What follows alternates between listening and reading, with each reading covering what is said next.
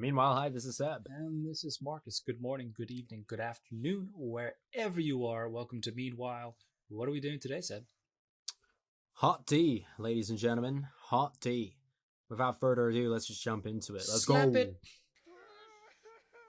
This is me after a very hard day of slapping some Mexican food. He's alive. Whoa. Caspian's alive.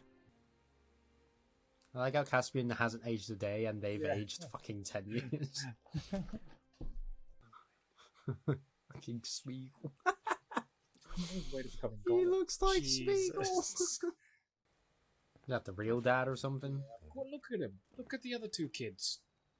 Because, like, okay, so the two black-haired kids, they're Rhaenyra's? Yeah. Why? How come they have black hair? Because Rhaenyra's got silver hair. Male seed stronger than woman seed. I guess. Rhaenyra is brazen and relentless.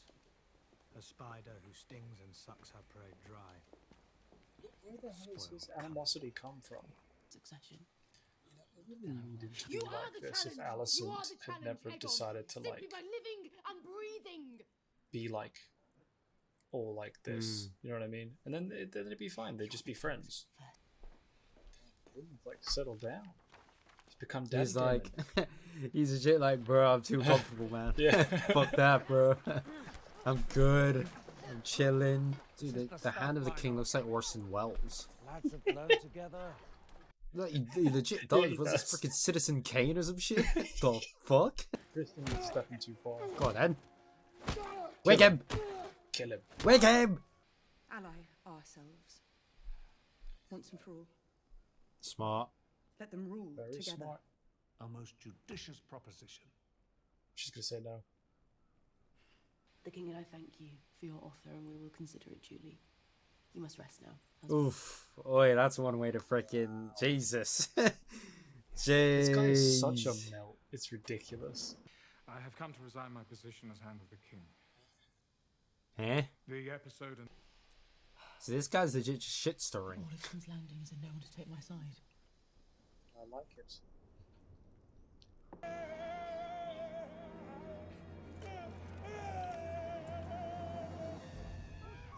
What's yo? This guy's legit. What is up with this guy?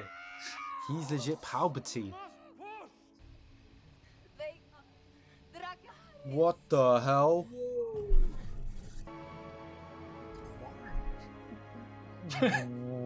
Wait. I mean, I guess she was gonna die anyway, and she wanted the Dragon Rider's death. But She the did say child. that. Rhaenyra is a bit dumb for making it so obvious that she's had 3 children with this one man. Like, Like, it's not dumb. like at least pump one out with the frickin' with Legit. the dude, you know. I mean, Alicent is stupid to not accept that offer, though. I mean, it feels like both of them are just quite. They're being Like- childish. But I feel like Alicent is also being manipulated by Cripple Boy Yeah. a little bit. I want to know what I feel like- he's the most interesting character right now. legit, he's the Like, real what Kaiser is his Soze. deal? Oh, that's the guys that got their. Oh. No. Well, they're gonna get murdered. Yep. It's a bad way to go. Bad way to go. So Harrenhal got burnt again. Haha. I feel certain he will reward me This guy's manipulating the hell out of her. when the time is right.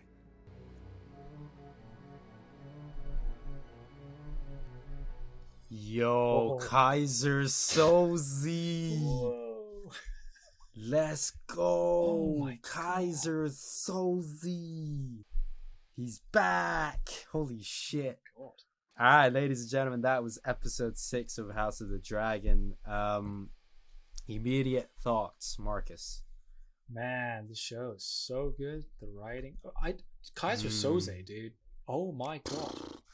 Laris is Like, He's the villain we deserve. He's just come out of the blue as well. Like, Let's go. I think it's great, man. Like, Damon was the first one where you were kind of like, ooh, like, what's he up to?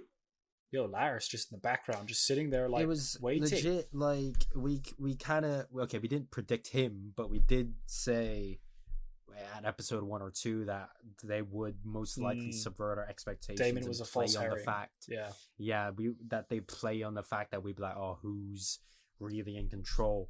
Laris came out of nowhere, being like, whoa, I am verbal Clint. I don't know. I mean, yeah, that for me was a great episode again. A few questions for sure. I think Sir Cole, why is he so bitter? I mean, he's so bitter. Like, even to be fair, even last episode, his outburst, right? It felt so kind of maybe not out of character, but it just felt very sudden. It felt quite out of place. And now he's continuing on with this very kind of like bitter feeling. I did see some people commenting the exact same thing, and other people were kind of explaining, well, it's implied that him and Rhaenyra had actually been seeing each other for a longer period of time than what is seen in the show. But I think regardless of that, nobody is that bitter. I mean, like, it's mad how bitter this guy is. And I understand, like, he broke his oath, but he's still breaking his oath by acting the way he is.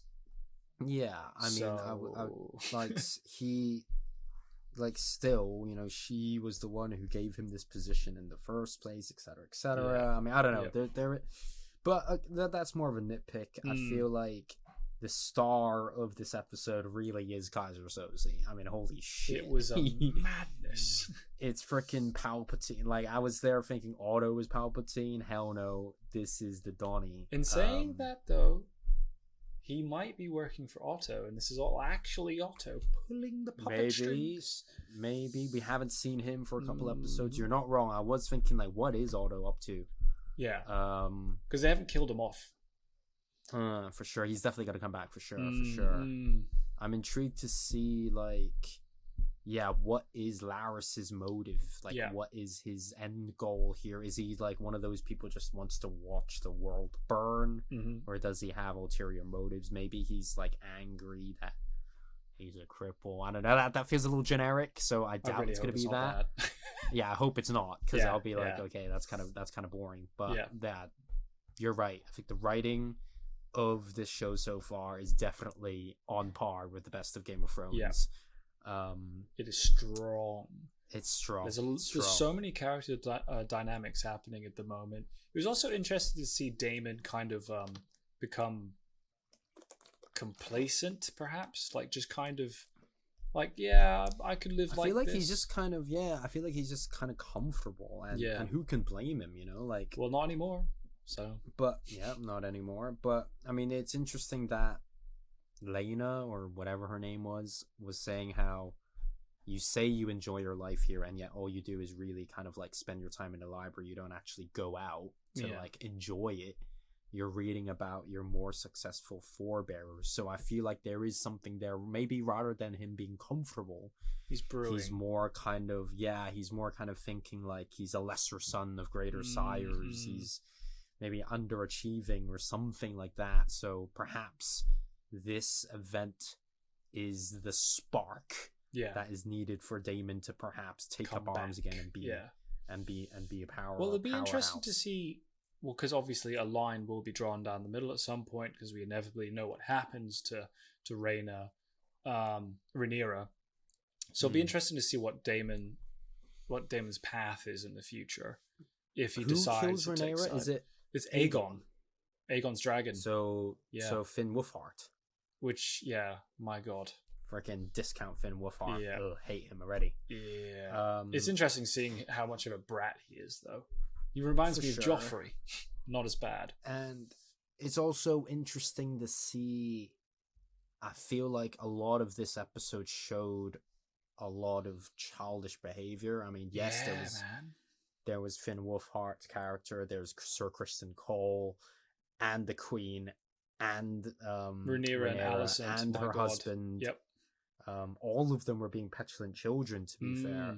And it's interesting to see, because now we see like Alicent is definitely being manipulated. Okay, maybe like not manipulated, influenced by Laris.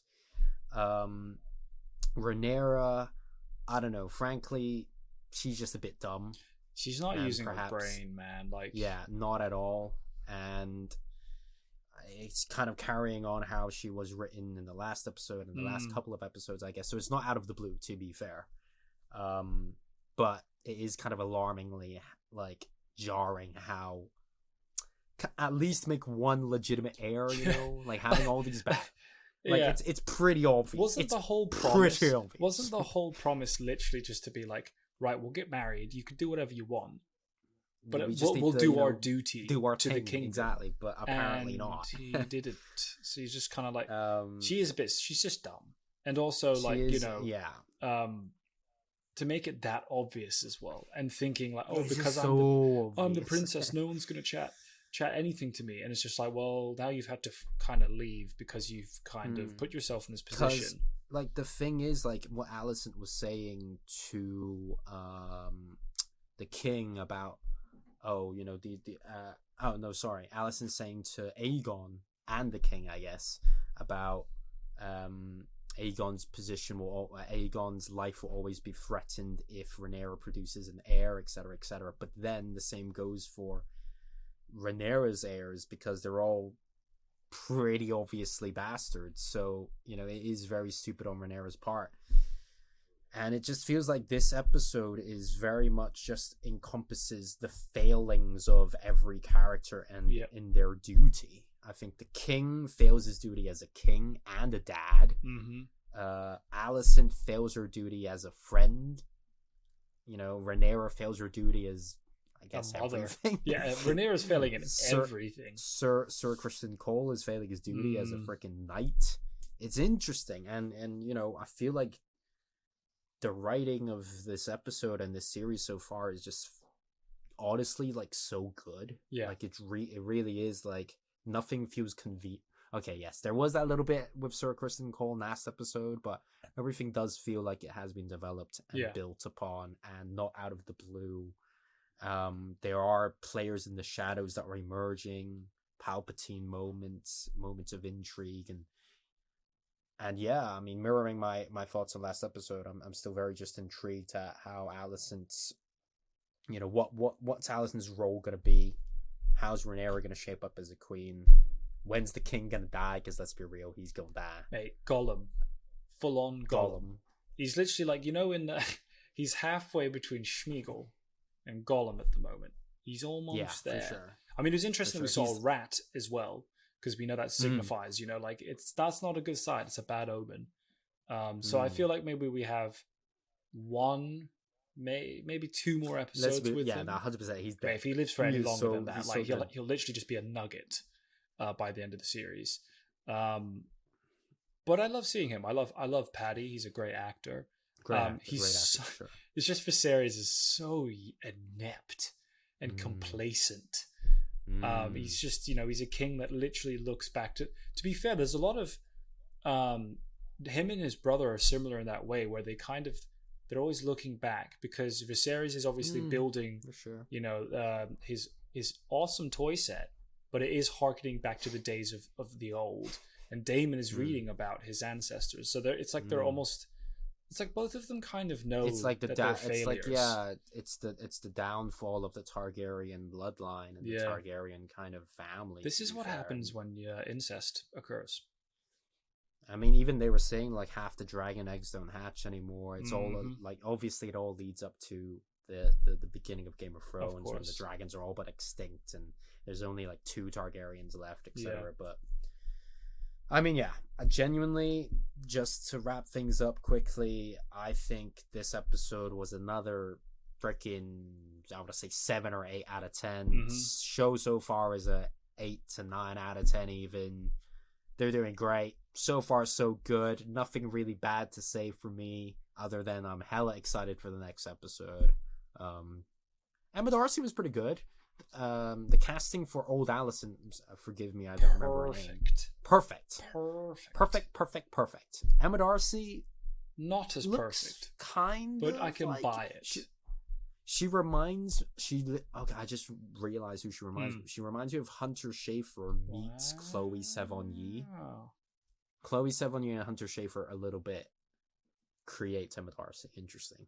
Damn. But yeah, Marcus, what are your final thoughts on this episode and the show so far? I mean, I'm loving the show so far. Great writing, like really first few seasons of Game of Thrones level writing. I think the acting's been phenomenal. I mean, we've all been anticipating this 10-year or X year time jump. I think the quality of the show is just on par. Every episode, it gets better, and it is getting better. That's all I have to say, man. I'm just so ready to see what keeps happening. I'm excited for the next few episodes. I'm excited for the next season already. I really want to see how the dynasty of the Targaryens falters and ultimately fails. For sure. And I want to see how the web of like characters kind of continues to intertwine and be spun. And I'm waiting for Kaiser Soze to start walking without a stick. Dude, I'm telling you, he is a fake cripple. He is a fake cripple. Yeah. I'm telling you right now. Like, and if legit, he is, that'd be amazing. We called it here.